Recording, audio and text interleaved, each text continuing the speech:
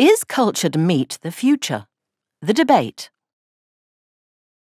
Cultured meat is grown in bioreactors.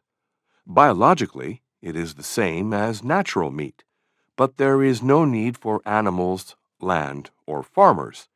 So, will we all be eating it one day? Yes. Our appetite for meat is ecologically unsustainable. Animal farming produces more greenhouse gas emissions than the entire transport sector. It covers 30% of the planet's surface and is the biggest cause of deforestation. And by 2050, the amount of meat we eat is predicted to double. What is needed, therefore, is a way of producing meat that is less destructive to the environment. And at present, cultured meat is the only option on the table.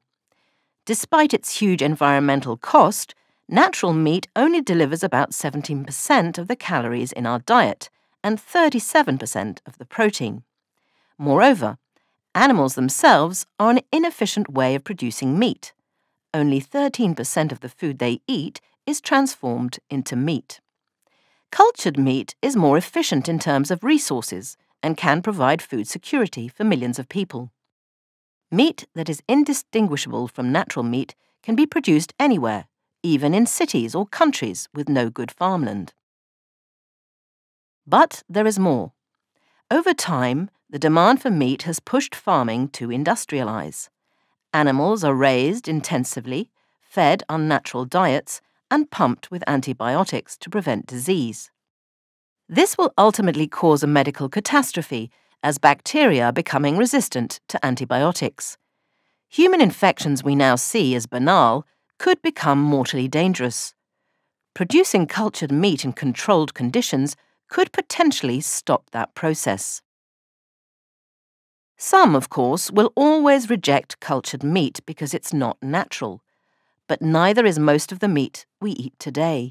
In 1950, the average farm chicken weighed a little under 1 kilo. Today, it weighs more than 4 kilos and can barely stand up. Is that really better than chicken produced without cruelty in a bioreactor? No. Today's farming practices have to change in all areas, not just meat production. But is meat grown in laboratory conditions really the solution? For one thing, the ecological argument may not be entirely correct. Most of the climate impact of animal farming is due to methane produced by cattle. But, unlike CO2, methane doesn't remain in the atmosphere and disappears after about 12 years. This means that animals don't have a cumulative effect on the atmosphere over the long term.